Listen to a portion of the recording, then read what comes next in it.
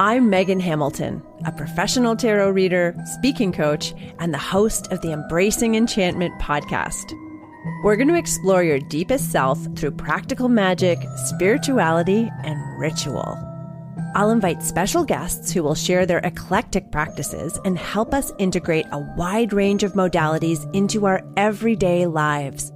We'll talk tarot, shadow work, human design, the power of moon cycles, manifestation, and so much more. I've been inspired by the magic of ritual for over 25 years, and I know you will be too. So let's find the most enchanted version of ourselves. Follow and subscribe on Apple Podcasts, Spotify, or wherever you get your podcasts, and listen for new episodes every other Friday.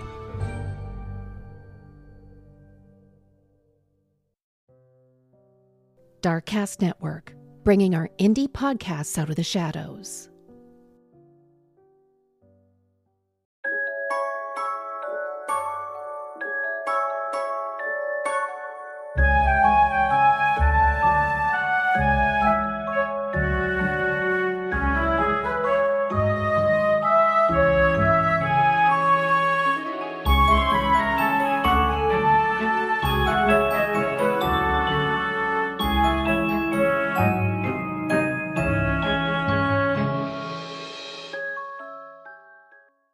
Now then, witches and beautiful souls. Oh my god, I had a scare then. I've been working hard on this episode and then my software crashed, so I was just freaking out all night after 3 hours of work. Anyway, it started responding again at about 2 a.m, so it's okay, it's here. Panic over. How are you, witches? I hope you are all very well. I am probably gallivanting for half term at the moment, and so I'm recording and editing this episode really early on to make sure I am not delayed. Terrible. She's out gallivanting and she should be making an episode. Terrible. Welcome to the Bell Witch podcast, witching in the 21st century with me, Swailes, the friendly green witch. This is episode 52, another moot loop because life is mad at the moment, and was only recorded a week ago or so that's really impressive for me. In this Moot Loot episode, we speak to a lovely witchy spiritual artist and creator, Naomi Cornock, who was a truly wonderful guest and spoke to me all about what she gets up to in them beautiful hills. Her spiritualism, her rituals of creating these wonderful pieces directed and influenced by deity and goddesses, nature and trees and life in general. It's beautiful. And this witch might have a deck or two by Naomi because they're just so lovely. It's a really lovely episode, and I just love interviewing people and connecting with witches and spiritual beings. Oh my god, it makes me so happy. A little shout out to my podcast pals over the pond as well while I'm here. The Eye Opener Society with Gary and Hannah. They are one of my biggest cheerleaders, bless them. They're always giving me a shout out and I really do appreciate it. And I think their podcast ethos matches my own massively in terms of supporting each other, giving each other shout outs. And they also do this really cool thing where they share other people's podcasts on their feed. I just love that. It's kind of like a podcast hub. Very inspirational. I would love to do that. And I will hopefully get on there, but it's hard to organise because it's like 8 hours time difference or something. And we've all got jobs and kids and stuff. So I've been saying I'll go onto the podcast for a good year or so now. I am notoriously hard to book on a show, and if I'm honest, it is a little bit out of my comfort zone because I'm such a control freak and I edit and I obsess and I scrutinise everything I say, and I just kind of get a bit scared that I'm not in control of that podcast. But I need to get over it because part of growing is visiting other people's shows. So come on, Swailes, you got to get over it. It will happen, and I'm sending all my love and I'll link them in the show notes. Another podcast I've got to quickly mention is Twisted Tales Chris Artell, because he's another one that's always shouting me out. We're in this little podcast community and we often mention each other in each other's shows. I just love it. It's what I'm here for. It's a right love fest. Well, it is the season after all. It is February. And like I always say, there is magic in sharing audiences amongst podcasts and also bollocks to capitalism. Hello and welcome to my little witchy podcast. Is it Naomi or Naomi? It's Naomi, yeah. Naomi, yeah. Just want to check that because I'm so dyslexic. Oh, God, join the club. Amazing to have you on. I am such a fan of your work. I've got 2 decks, the first and the second one, and I've got your bunting and everything. Yay! Thank you so much. Support us all us poor little artists out there. All the witchy businesses. I love it. So would you like to introduce yourself and tell us a little bit about your witchcraft, the type of witch you are? So my name's Naomi Cornock. I live in Devon. I live just south of Dartmoor, which is the national park here. And it's a beautiful, amazing place, just full of magic. My magic is nature-based magic, very much of an animist sort of bent, in the sense that everything, I believe, that there's spirit everywhere and spirit is with us at all times. And it's just whether we can be open enough to tap into it, or whether we want to get that connection. So often it's very hard because we're very disconnected when we're in our houses and on our streets and stuff like that. And when I came to Devon, because originally I wasn't from Devon, I just felt that I suddenly had roots. It was amazing. Like literally my feet would hit the ground and I felt grounded. And that's really sparked my last sort of 15 to 20 years of devotion to nature and to the spirits and to my paganism, which is, like I said, about healing the land and healing ourselves. So that's my bent. And of course, deities come into it. It's very Celtic based. A lot of the deities, they come to me that I've sort of drawn and expressed in my art, and therefore they're often very Celtic based. I like to journey with them as well, so very shamanic as well. And have you always been an artist? Yeah. I would say the witchcraft I have, because I don't necessarily do incantations or spells it's not even a traditional sense, is there? But just in a Wiccan sense. But I very much try to work directly with spirit and with spirits in nature. So witchcraft, it's one of those weird ones, isn't it? I perceive myself as a witch, but I don't know if culturally I am embraced as a witch, if you see what I mean. But it's my identity as a person that feels nature, and my art expresses that feeling. So they're connected and intertwined. And to be frank, my art wasn't really that much up to scratch, even for me. Like looking at it going, I was always disappointed. I always felt it was lacking.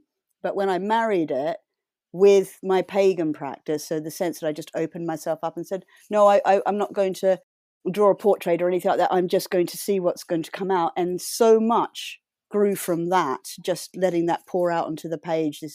And then it became deities, and then it became spirits, and then I was able to identify things. So to me, they are the same. The magic is the art is the magic. Oh, I love that. And would you say the act of drawing is kind of like is it a ritual? Yeah, very much so. Yeah. I've actually recently had a discussion with a lady in America about the magic in an original piece. And I believe that the magic is in prints and everything, in the actual image itself, and how people internalize that. But the actual object of a original piece of artwork, where you can see the underdrawing and the overdrawing and the pixel work and the line work, the detail and depth is more than I can get in a print. There's just so much technology can do. And I do believe that's because when I am drawing, I'm drawing almost in trance or in meditation.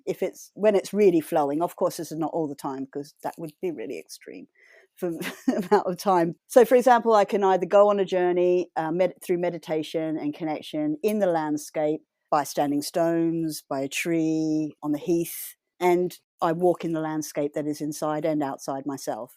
That's when I meet the deities, that's when I meet spirits, that's when a theme crystallizes in my head of the intention. So for me, the spell work is intentional work.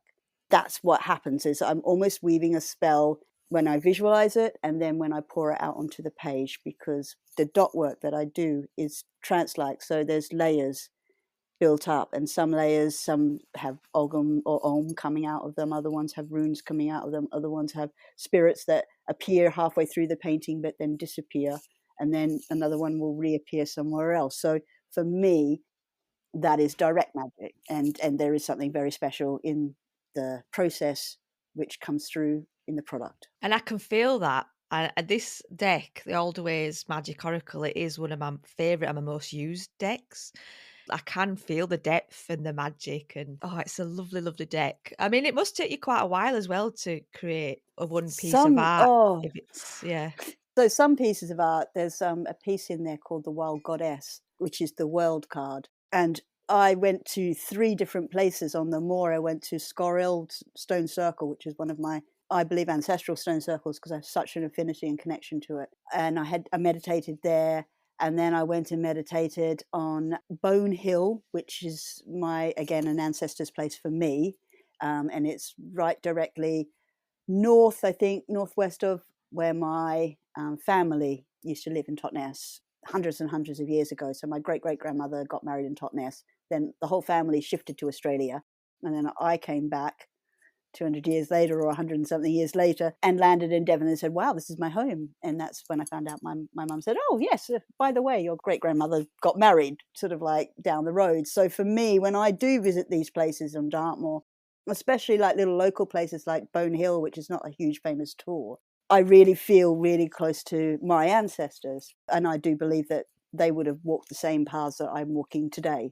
And there's just a really deep connection to that, and a deep feeling of place that I have never felt before, especially as a white Australian. I never felt a sense of place in Australia, in the sense that I loved it. Beautiful country, most wild, amazing, amazing landscape. But it very much, the Indigenous Aborigines knew their land. They sang their land. They sang the lands like we sing the ley lines. It's the same thing. They walk it as they can now. Their tribes have been decimated quite a lot. But that's how they saw the landscape. They interacted with the landscape in spirit form, in a very animist way. And it was their land. The myths and everything, I just was a disconnect for me. And it wasn't until I came to Britain, to England, that I started to go, oh, wow, it fucking makes sense. Oh, this makes sense. Sorry for swearing. That makes sense. This makes sense. Everything started to form a cohesive story in my head about how the world works. And I personally believe that spirit was talking to me directly. Spirits do. I kind of am a bit of a walking hallucination. They're always with me, literally, because I say the Morrigan walks with me, and she will literally be walking with me through the landscape. And so she and other spirits would draw me to different places. So Bone Hill was the second place that I meditated for the Wild Goddess. And then the last place was by a rowan tree growing between Hound Tor and Greater Tor rocks. It's where there's a medieval ruined village there as well. And then there's a kiss just down the road from, you know what I mean? Everything is just dotted around. It was just a sweet spot, and had the most amazing experiences there. And then that's what I painted for the Wild Goddess, which was also a devotional piece for a friend who works with trees and with Dartmoor Magick as well. So yeah, a lot of those things may come through requests, but it's usually I only take a request when it's synchronizing with my process and where I'm at the same time. I find that incredible that you left and nothing felt right and you came back and it all just slotted into place. It just shows how when we allow ourselves to be honest and connected with where we're meant to be, things come to fruition, don't they?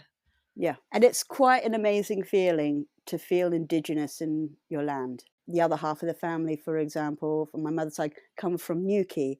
That Celtic, Cornish, Devonish or Dumnovian connection runs very, very deep for me. And that means it was like coming home. And that's where I felt enough calmness within myself to be able to get that deep connection and to open myself out. I don't feel it's an egotistical thing, art. For me, I'm just channeling what I see and what I've been asked to see, either that be by spirit or another witch or another magic person. Oh, it sounds so beautiful. I love it. I mean, I've got this vision of you in the hills doing your drawing and you're sketching amongst the land. I mean, is that how it is?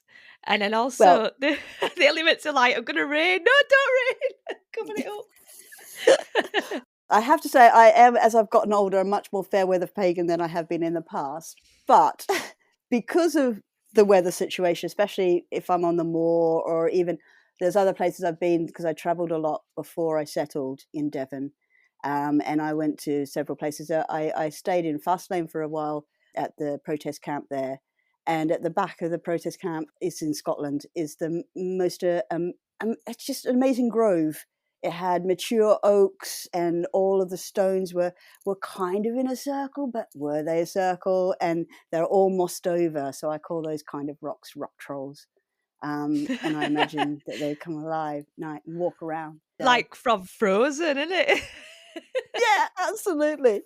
So yeah, and when I was in Australia, often I could just take my sketch pad out, sketching Of around and stuff like course, that, yeah. or a lot of journaling in space and stuff. It rained horrendously, and it was, yeah. I had this one piece, and it was just a melted mass of black ink. God, you'd be gutted, That's wouldn't you? Yeah, exactly. That's like, okay, I'm going to be more. But the most wonderful thing, and I'm not a tech head at all, was the invention of the smartphone. It really has revolutionized for me my process in so many ways, because now I don't have to just, not just, but I can record much easier. So I can be visualizing in nature. So actually sitting down, meditating, and it all happens in my head. And then I can take photos, and then the photos can be my visual reference to jog what the vision was, as opposed to trying to get it all down on paper at once, because for me there's so many processes of gathering. So I would go, because I go to so many different places, I kind of just don't have to start the drawing in one place and then finish it in another place, etc., etc. I just gathering information, feelings, emotion or reactions, and recording it all. And then when I'm back in the studio, which is actually my house, but it's a studio house for me, then it pours out on the paper in different ways. And I use the reference photos as, like I said, jogging for the memory, and able to then remember to draw, oh, the bramble leaf, just like that one I saw, which was living there in that place. I want that bramble leaf, at least one of them represented in there. So yeah, friend of mine once called it Frankenstein drawing, gathering lots of things and putting them together on the page. I like that. It just gives you more Yeah, freedom as well, doesn't it? Like more space to think yeah, and yeah. And I'm not sort of like, oh, I have to get it now while I can see it, sort of thing, or I must get it down. It's like, no, I take that photo and I can take that with me, and then I can look and just observe it, and then really, reconnect with it when I'm back in the studio, when I've got time, because yeah. the amount of cramping coldness that seeps through your bones if you're out on the moor, If you're drawing out in there. one spot for any point of time. Out there The too lichen long. and the moss starts to crawl up your legs. I mean, I love that when you do your art, you go into a higher realm, aren't you? And you work with spirit and goddesses. Is there any particular deity that you work with often? Would you say like as your guide or your mentors? Yeah. So Ellen of the Ways, the Morrigan, of course, especially Morrigan when I'm dealing with my shadow work. She really is a strength, a tower of strength for me, when I'm facing my biggest fears and my darkest moments, sort of thing. And Ellen of the Ways is she is the wild goddess for me. She's something archaic that I often can't express in words, but I've drawn her many times. Embedded in my pictures, there'll be an Ellen of the Ways somewhere. Some lady with antlers will appear, or there'll be a stag in the distance in the background, or something like that. And they're all my references to her, and the ways of the herd as well, moving with nature. There's so much to be learned still, or relearned, shall we say, from the great migration movements of the reindeers, and even horses and the other herd animals, bison. They're following the food. They're not overfeeding. They move on. See, there's not an approach to manipulating the landscape, but working with the landscape, which we all need to re-embrace as a whole world, not just individuals going vegan or doing their bit and rewilding. Or that's all you can do personally, and everyone, I think, is doing as much as they can in that way. But the whole world has to embrace this different way of working with nature that we live with. And I want us to become custodians. That's my vision for us as humanities, is that we no longer become someone who depends on nature. We've gone beyond that. Now we are custodians of nature, and our whole job is to rewild the world. And we will figure out how to feed ourselves without having to ruin the nature anymore. It is a beautiful dream and a very necessary one, because we need to thrive without taking from it. And I've got your deck here and I'm looking through it and I can see the themes running through it. Cernunnos as well is one of the gods, because I did have a real problem going through my menopause. I know it doesn't happen to all women, but menopause rage was big with me. And I lived through it. Kali Ma was out there in my head, doing really, really aggressive stuff. And a lot of my rage was very much focused on men, but not men as people, but as in toxic masculinity as it is represented in patriarchy today. And that I needed to come to terms with that. So I needed to embrace the sacred masculine and say, no, there is not just this version of men or maleness, or there is also other alternatives. And I think Cernunnos really embraces that really positive masculine aspect of men. And hopefully that can take away the horribleness that is coming through at the moment. Yeah, we're all about balance. We need both as pagans. We need the light and the dark. Yeah, absolutely. Male, female, light, dark. The dichotomies make one, don't they? At this point in the interview, I am looking through Naomi's deck, locating all the gods and goddesses she's speaking about, which isn't so helpful on an audio-only podcast. Although the video will be in my Patreon, so I just thought it might be worth a quick plug right there. That's him, is the wild mage, yeah. And you'll see he appears as well as the, so for example, in the background here, I've got Cernunnos, the Sacred Masculine, which was the piece that I worked on. He is the solstice piece, but in the deck, next to his sister, Sheila Nagig. And he's very much embracing that positive sun god, fertility god, masculinity full of virility and vitality, and all those positive, active elements of masculinity.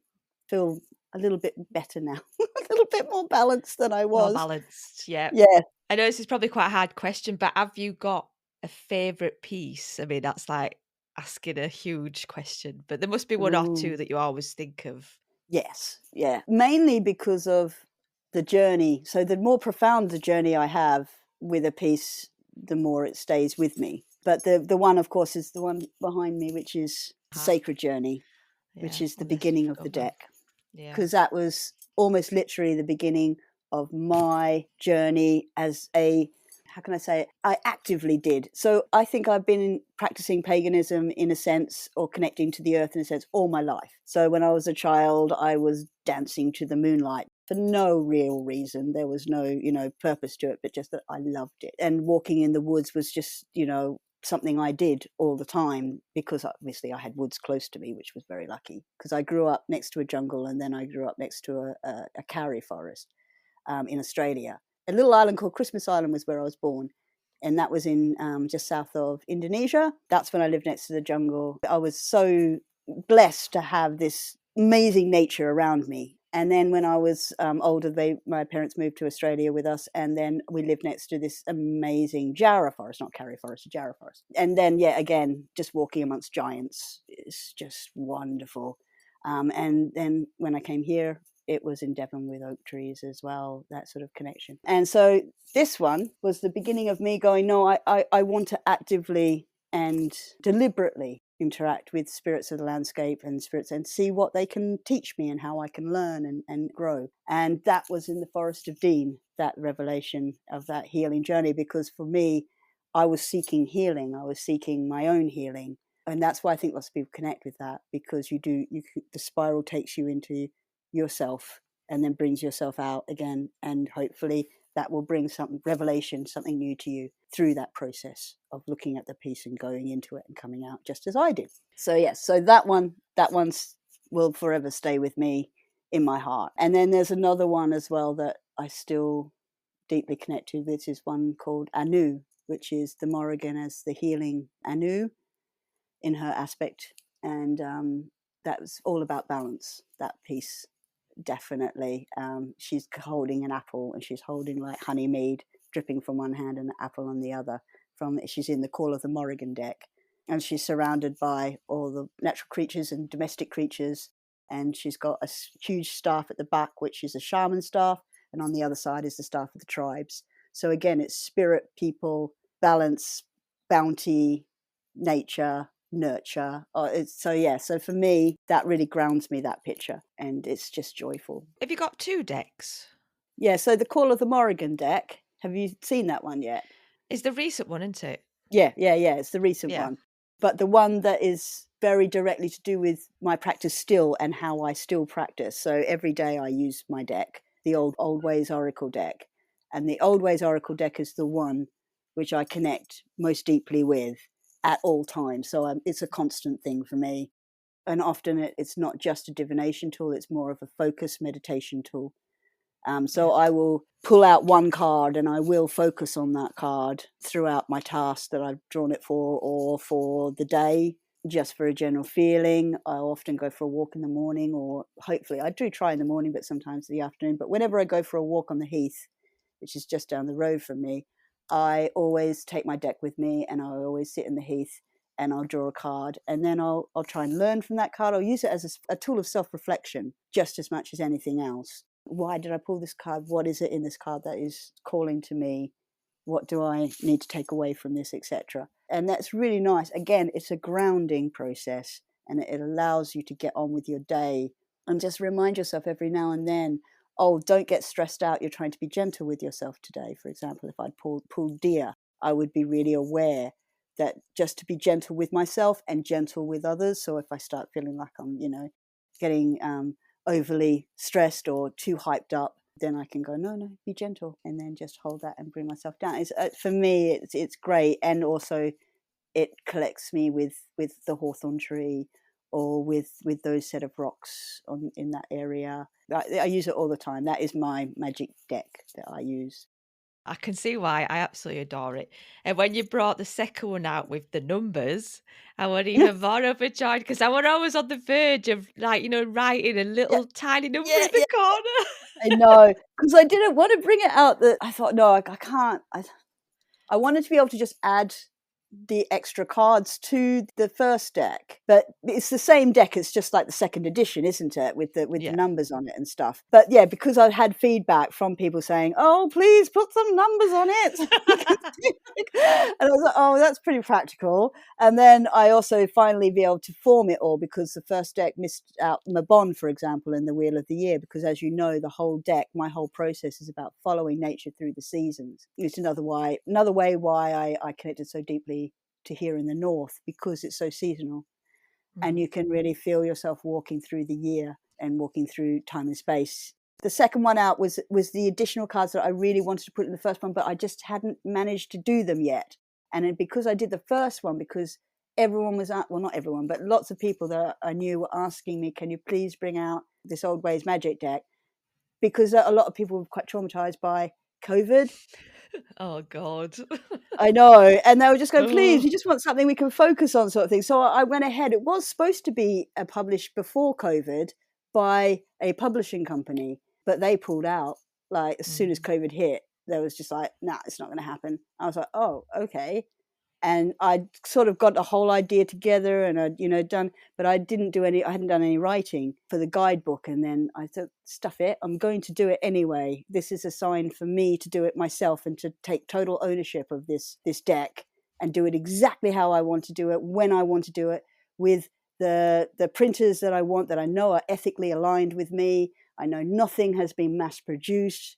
I know, so for me, it took the process right to the end. I thought I was meant to actually, even though it's not as much money in the sense that, it's not internationally distributed and all that sort of stuff, but it's so authentically aligned with me that I am glad I did it the way I did it. And I think it was meant to happen that way. So in the end, the big international company didn't publish it, But I think it was published exactly how I wanted it to be done, with all my ethics compromised. It must be such a mammoth task to design, produce and distribute a deck. I can't even imagine it.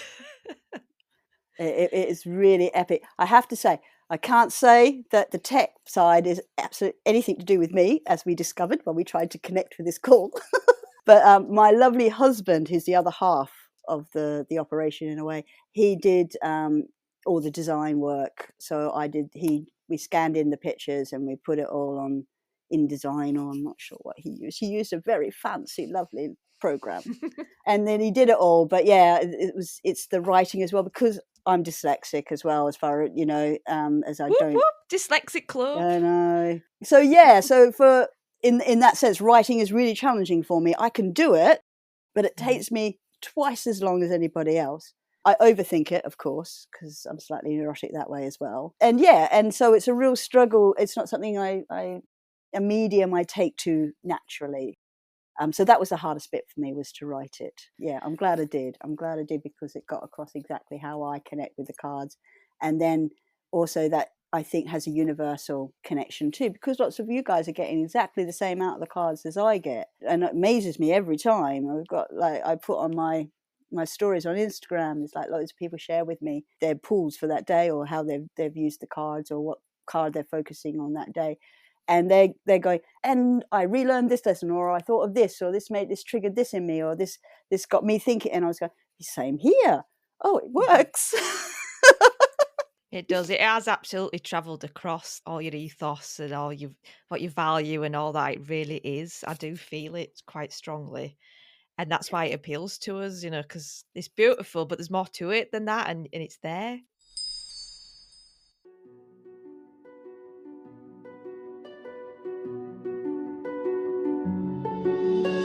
Scottish Murders is hosted by me, Dawn, and is a multi-award shortlisted victim-focused podcast covering the murders of those from or living in Scotland. We tell each victim's story in a respectful, sensitive, unsensational and unopinionated way. So why not join us wherever you listen to your podcasts and ensure you never miss an episode of Scottish Murders. Did one day you just go, I'm going to make an oracle deck, or did it kind of like slowly come about? Very slowly.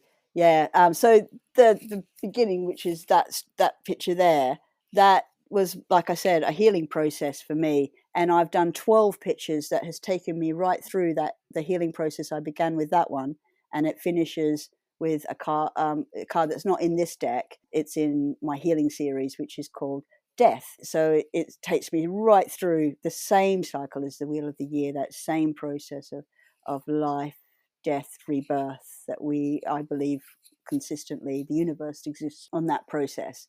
So that was that one. And then there's other ones that I did, which again, I did Eleanor the Ways because she called to me. I did a Morrigan, and because I discovered a wonderful lady called Sam who lived in Wales as well, who just embodied the Morrigan in one photo that was taken by a friend of mine in North Devon when she stayed there. And they were camping in his land. This picture he took this picture and he braced the Morrigan, and I asked her if I could use it. And that's when I now really just use people I know to a degree in pictures that I don't see the face of the goddess or the god or the spirit directly, or I think they just embody it amazingly. So things like that. So I was just accumulating pictures for about 5-6 years. And then there's two lovely ladies who I do the Witches Market with, or who did the Witches Market when I did it, called Barbara and Flavia. They have done loads of oracle decks. And they said, oh, we'd really love to do an oracle deck with you. It's fantastic. Oh, yeah. And I was like, yeah, sure. Yeah, that sounds great. And I thought, and that got me thinking. I thought, oh, how would my work be an oracle deck? How would it work that way?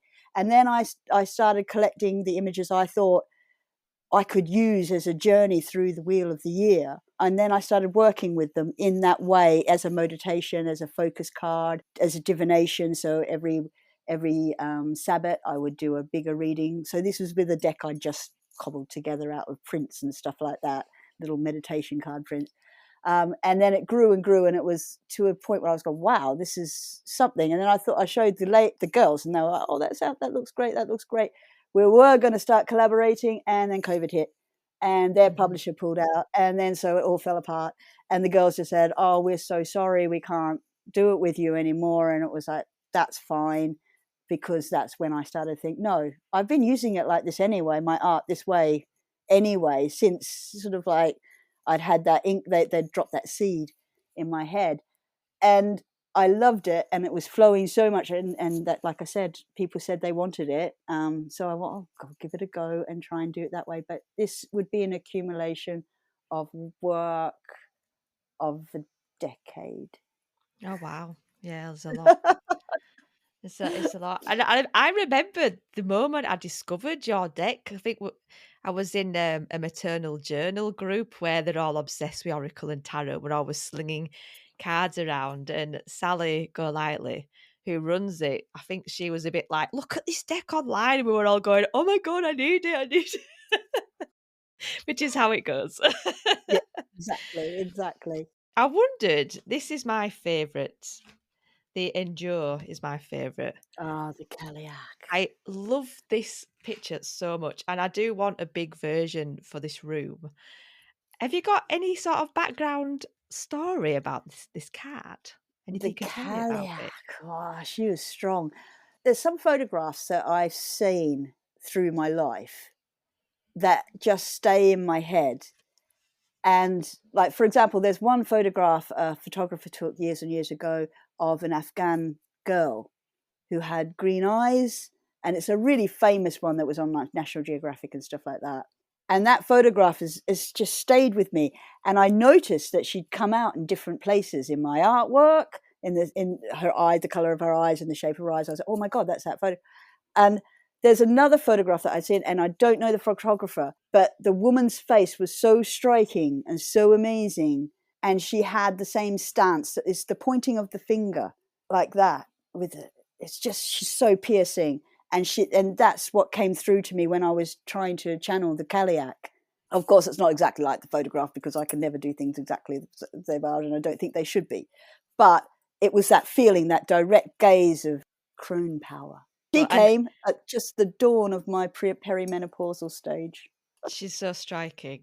It's refreshing because when you see pictures of crones, they're always like a certain type of angry, scary-looking old woman with a big nose and like, you know. Yeah, the typical green witch type aspect, isn't and it? all. Yeah, exactly. But this is just a lovely crone I've ever seen. And all the details in the skulls and the beads and stuff, it's like I look at it all the time and I always see something new. Yes, which is what it's supposed to do, exactly. Because the whole process for me is the more you look, the more you see. What you see is what you need. That's what I'm hoping people get out of the art the most. And yeah, there's loads of runes embedded in that particular piece that are really, really evocative for me, and they retain quite a lot of power. I do lots of sigils and bind runes and rune combinations and Om combinations in my pieces that I personally create, and also that, for example, there's a thing called the Cauldron group on Facebook that I'm part of, and we for 7 years meditated every week to try and bring everyone back to their senses, bring everyone back to nature, to try and protect nature, to try and reconnect humans with nature. That was our whole intention of our spell. And which I work with in Cornwall quite a lot, Michelle Murray Elliott.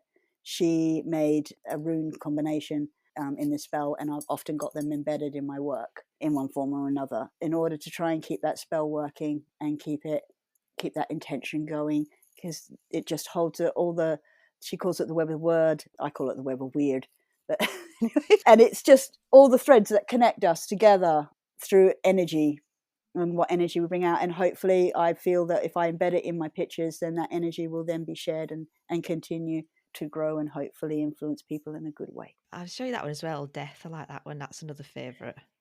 Death. Now, Death is great because it's so androgynous. Loads of people see that particular picture as a female when it's actually Awen, the god of the underworld, the Welsh god of the underworld. And he's also a very good friend of mine who passed away as I was doing this, just before I did this piece, which is based on him.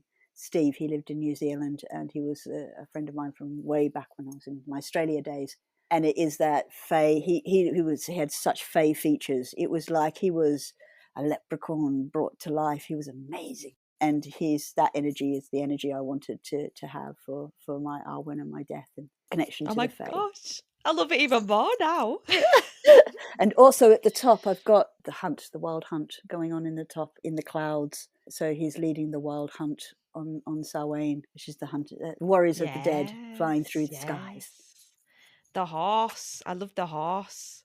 This Yeah. horse is tattoo worthy, and one day I will get it put on my Do body. it. Oh, A it's lot of such people a ask if gorgeous they can card. tattoo my work. And I have to say, most of my time is like, if you can get a tattooist to do it, then go for it.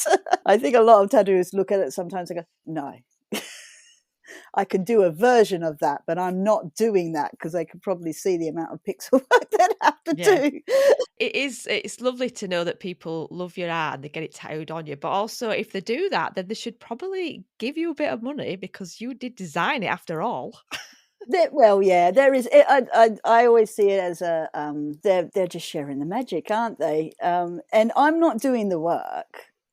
The tattooist is doing the work in the sense, and that's why I like to sell everything as prints. I like to be able to sell lots of prints, and I like to sell lots of flags because the original piece took a long time. Sometimes it can take 3 months, sometimes take 3 weeks, sometimes 3 hours, depends on the piece. But I just want it to be shared. I don't want it to be exclusive. I don't want it to be unattainable because I don't see the point. Then it's not shared. So if I was to make someone pay me to have the image to put on their body, then they've got to pay the tattoo. And often it's just too much money for most people. So I would prefer them to be able to do it. If I can sell the print and make enough money to live on, then if I can share it freely, then I will. Again, it's about balance again. It's like valuing both, isn't it? Like, Yeah. I know a lot of artists do a tattoo ticket on Etsy or whatever, and it is just like 20 quid just because you've got my art. Yeah. And if someone wanted to give me 20 quid for that, that's fine. But, I cannot be bothered to go that far. How terrible. That's why I've not got any money, isn't it? That's why we're artists, because we do all this stuff that we love and we never get paid for it. No, because you're just like, oh, well, I quite enjoyed it. It was fine. It wasn't a stress. It wasn't a chore. There is value in it and it should be valued, absolutely. But I always think that I get things back that is unexpected when I gift something away. And that's why I love to gift, because I think it's part of the process as well, to offer something freely, and either to offer to people. And I've also, in the past, offered up pieces to spirit by burning it or by putting it in water, etc., etc. Because it's a good way. I don't actually take commissions anymore because for me the art is universal as well as personal. So, for example, for me, I'll go, oh, if you had a goddess or a god or a deity or something like that you really connected with and you wanted me to channel it, I would take it as request and I would try and channel that god or goddess or that being and then present it. And if that person connects with it, that's great. But I don't really I don't do portraits or I don't do things that look like somebody unless I have approached somebody specifically or asked, or can you be this deity for me? Because I see this deity, manifesting in you, or you're embodying this energy. Do you mind if I use it? And if I do that, often I will gift the original to the person. I did a Samhain piece on Hecate, and I had a friend, Jo Thilwind, and she just was Hecate for me. And then I asked her if I could use her and her dogs for my piece, and gave her the original in exchange for her allowing me. Oh, that's lovely. Yeah, but that's how it works, isn't it? Again, it's an exchange, isn't it? Not always money. It's not always that's true. the way. You'll do it if they tell you, if them upstairs tell you to do it, you'll do it. Yeah, exactly. I am driven a lot. A lot of the time I don't really have a choice. If I don't do it, then it's gone. You'll be in bother. Exactly. Oh God, imagine not like acknowledging the Morrigan, for example. It just, you can't not do it, or else it's not worth it. They'll have you. Yeah, totally. Not worth it. What I'm working on now is I've started a Futhark journey. So I work with the runes quite a lot, and I did a Futhark journey a couple of years ago that I completed, and a lot of work came from that. And it's working with the Elder Futhark throughout the whole 3 Ayats and with the Norse gods. Because the Norse gods have been calling me for a while, but I've gone, am I connecting? Am I not connecting? But I have felt very, very driven to do this project now. So again, it's not my choice necessarily. It is just something they're saying, no, now you're going to do it. So that's the next thing, is a Futhark journey, is a journey through the runes in Dartmoor landscape. So the runes are embedded in the landscape. I went and did Feo, and when I did Feo, I went to 2 bridges and I sought out one specific hawthorn tree, and I sat with that hawthorn tree, and then I concentrated on the concepts of Feo, the feeling of Feo, the energy of Feo, or Feo. And then I also, it's the time of year that I started as well, because Feo's beauty, bounty, wealth, I think golden.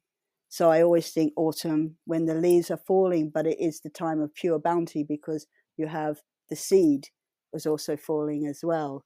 So you have the trees falling asleep, but the seed's been left to rise again. You see, so it's that whole cycle thing happening, and that's the bounty of harvest, isn't it, as well? So those sort of things. So it's all embedded in Dartmoor. I'm going on walks and sitting in the landscape and generating the energy of the rune, and that hopefully will make a rune oracle deck. So Nice. So Dartmoor rune lore is the next one I'm working on. It's going to take me 2 years. Wow. Because I'm sitting with each rune for a month, and then I go on to various walks and accumulate various pictures, etc., and then form it within that month. So each picture will start happening within the month that I am sort of concentrating on. So so that's another one that's happening. Oh, nice. And are you a and of course, full-time goddesses. artist? I am, yeah. I used to be a forest school teacher pre-COVID, and then after COVID, of course, everything changed, and I got older, less sort of liking to get up at 6 a.m. in the morning and lighting a fire and corralling 3 to 4-year-olds around a forest scene. I said, no, it's fine. I'll leave that and let the young ones take over, the energetic ones, and dedicate myself to art full time. So that was around 2020. Before then, it was just like trying to do it as my day job, which was the forest school job, and then I did art on the side. But also there wasn't the money in it. We couldn't afford for me to do it. In the end, I was earning, bizarrely, more money through my art than I was or ever could even think of making as a forest school teacher, because again, it's the same. Early years wages are just horrendous. They're poverty wages. That's why they can't get anyone to work in the industry. So we were like, well, there was a living cost of crisis going on. So I said, okay, well, I still do lovely volunteer days though in the summer, which I love. So I go there and I light fires and play with 3 to 4-year-olds in the forest, but I don't have to organise them or make sure that they're all safe, etc., that you have to do when you're actually taking care of them. Do the fun stuff, and then you can exactly. I feel quite guilty sometimes, I have to say. And so I go, I'm sorry, girls, I can't deal with that. But so I am a full-time artist now. This may change in the future, but hey, I used to work I used to work in the circus. I used to do 5 performances for nightclubs in Camden and Brixton. So for me, it's whatever I can make money and I'll do. You used to work in the circus? Yes. What? So I went from Australia. So I did a fine arts degree, graduated from that. Then I travelled around Australia. Then I sort of worked in between that in Southeast Asia in Thailand as an English teacher, because the opportunity came up, so I did it. And then I basically didn't stop travelling after university, and just I busked around Australia. Then I went to Europe and I busked around Europe. Then I met up with some mates and they said, shall we go and do a 5 performance for a Swedish circus? I said, why not? And then I worked as a clown doing bloody kids parties. that was grim. Oh my God. But it was fun. It was fun. And it was just because I've always worked creatively, whether it's actually drawing something or it's been performing or doing something like that, or just, being around other creatives. It's just the way I've been and chosen to live my life.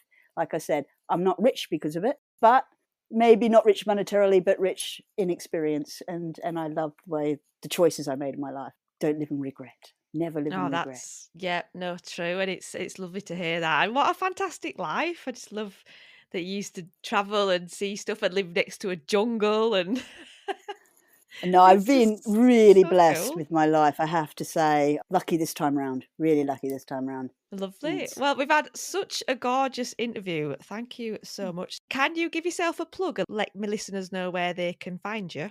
I sell all my art online through my website, which is www.nomart.com. And that's also where you can read a lot of the journeys I've been on with each picture, because I like to record that, and so that people have a context and they understand how I came to that deity or came to that spirit. And I'm also incredibly active online because, I just do, because it's visual. So I love Instagram. I'm on, despite Zucchini Head of Meta. I'm always because I love reels. I love doing videos. I love sharing my art visually and my process. I was going to get a Patreon page, but in the end I sort of stuff it. I'd rather people be able to access it freely, my process, and hopefully they'll get inspired by that. Maybe they'll start there to do art themselves, or maybe they'll just be inspired to be happier or brighten their day. That's the purpose of what I do and share online. So you can find me on Instagram as Naomi Cornock, and you can find me on Blue Sky as Nomart, so Nomeart, which is the same as my website. I do post on Facebook, but not much anymore.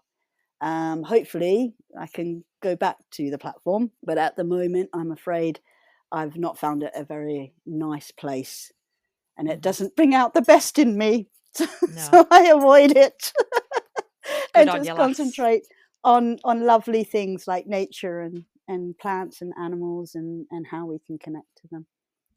And you do markets. Oh, yes, I do markets too. God, why couldn't I? I'm terrible at plugging myself, aren't I? What else? Of course, yes. So, yeah, I do the Witches Market in Glastonbury 3 times a year, which is my sort of like regular gig. And that's in April, September and December. And I also do Fantasy Forest, which is a lovely festival in July. I recommend to everybody. And also I have a, not online, but a group exhibition in Wiltshire, which will be on my events page later on this month. And that will be happening at the beginning of June, where you can see original artwork, past and present, and buy it if you want to, or just look at it and see the difference between the original and a print, and then maybe you might take a print back with you, which is fine as well. It's the only time I can ever show my original artwork, so there's that. Oh, and one other thing, if you want to see another piece of original artwork, it's going to be in an exhibition in a shop in London called the Atlantis Shop. So it's the Atlantis Bookshop in Museum Street in London. In a week's time, till April, they'll have one of my pieces up there, and they're doing a really cool tarot oracle display with other artists as well, who are oracle tarot artists, with their original works as well as the decks available. So one to check out. Lots going on for you then. It sounded like a busy year. Every year's a busy year. I think it is. I think because lots of people say, oh, you're so prolific. And I was like, well, I am and I'm not. If you take into account the first 30-something years of my life, I was drawing, but it wasn't pagan. It wasn't my journey draw. It wasn't a journey with purpose. So although this kind of this last decade has made up for the last 30 years of, arsing about, but having a great time. But since I've been in Devon, that's when the journey really started. And so don't know why I was talking about that either. It's all gone. I love it. Thank you very much for coming on to the Bell Witch podcast. Thank you so much for inviting me. I'm so pleased to have made it finally. We had a couple of false starts, didn't we? Busy witches. You have been listening to the Bell Witch podcast, created with love and magic by me, Swailes, the friendly green witch. I love to hear from you, and I absolutely love to celebrate you. If you have a podcast or a business, a witchy business, a pagan related topic you love to talk about, you can reach me on the Bell Witch podcast at yahoo.com. Send me a trailer and I will absolutely play it, because there is magic in sharing audiences amongst podcasts. Music by Jeff Harvey of Pixabay. The official Bell Witch photographer is the lovely Beverly Thornton. Thank you so much for choosing the Bell Witch podcast to fill your ears. Stay magical, witches!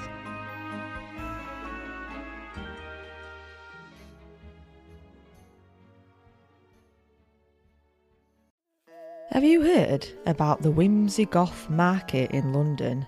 A brand spanking new market for the weird and magical, held at Cecile Sharp House in Camden.